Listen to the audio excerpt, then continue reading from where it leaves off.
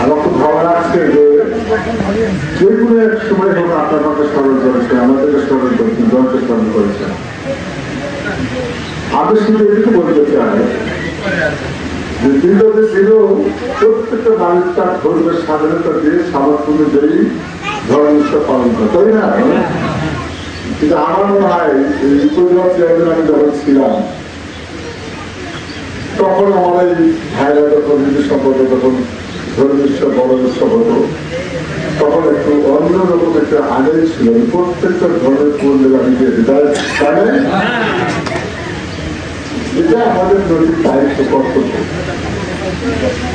আপনি যে ধর্মেরই হন না কেন, প্রত্যেক ধর্মে তার শিষ্টাচার নিষ্ঠা এবং গরু করে মানুষের শাসন করা যে অধিকার আছে তার মধ্যে একটা হলো ধর্মীয় মানুষকে শাসন মানে তাদের পালন করার জন্য মূল্য ধরা তাদেরকে পূর্ণ স্বাধীনতা দেওয়ার জন্য একটা নৈতিক দায়িত্ব।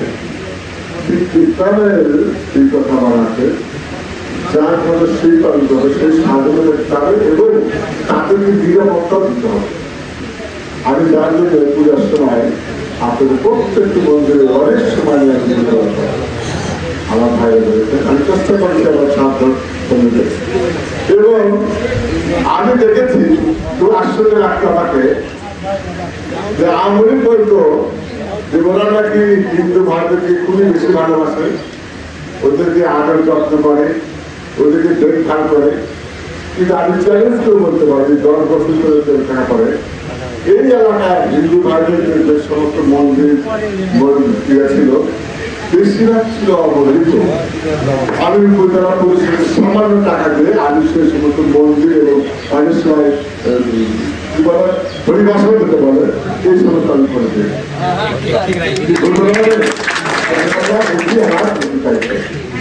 এই সেগুলো ইউনিয়নের কি কাপড় করে দিতে বলে এই এলাকাটা প্রত্যেকটা জায়গায় কেন করে। তবে আমি যখন শুনলাম আমি গতকালকে যে আমার হিন্দু ভাইরা তাদের এবার সবচেয়ে বড় ধর্ম উৎসব থেকে তারা বিরত থাকতে চায়, বিশ্বাস করতে যায় না আপনারা শোনার পরে ভিতরে একটা ব্যথা লোক করার চিন্তা হলো কিন্তু তো আমার একটা ধর্ম উৎসব পালন করি।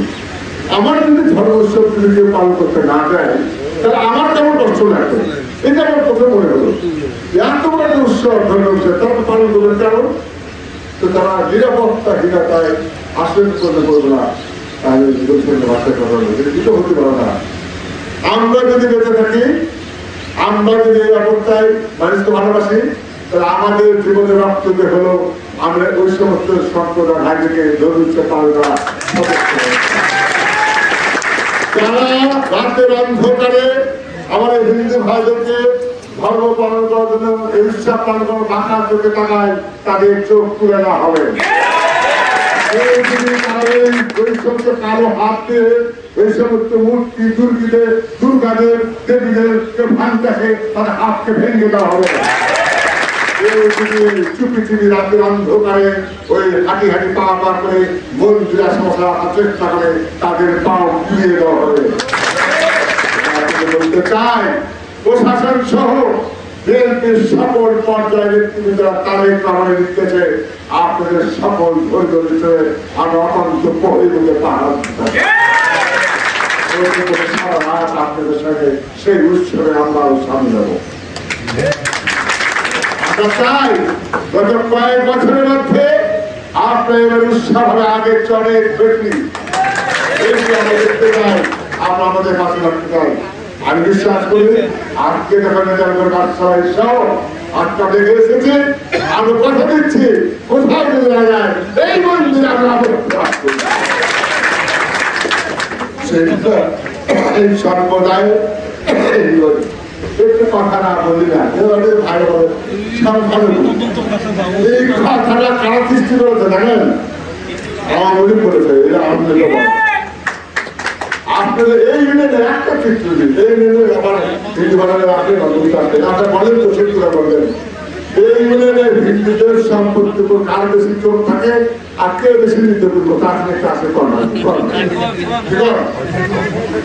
করছে না আমাদের লোকের উত্তরটা বেশি করতে কম দেখেন এই ইউনিয়নের যারা আওয়ামী লীগের নেতৃবৃন্দ তারা আমার হিন্দু ভাইদের করে নির্যাতন বেশি করতে তাদের সম্পত্তি করে লোক তারা বেশি দখলে দাঁড়িয়ে করতে হয় যে আওয়ামী লীগের চেয়ে বিএনপি কত উন্নত। আমরা একটা কথা বলতে চাই, তারেক রহমান বলেছে বিএনপি কোন নেতা কর্মীদের কোন অনিয়ম কোন দুষ্ট কাজের কোন অপরাধের সাথে জড়িত থাকে তাকে আর বিএনপি করা অধিকার থাকতে পারে না। বিএনপি তারাই পারবে দুঃসময় যারা এদেশের ভারতীয় মানুষকে ভালোবাসে বিপদের দিন তাদের পাশে দাঁড়াবে তারাই শুধু বিএনপি করতে হবে, তাদের নয়। সেই ধারাবাহিকতায় আমরা আপনাদের দেখতে এসেছি। আশা করি আপনারা ইনশাআল্লাহ পূজা করবেন ইনশাআল্লাহ।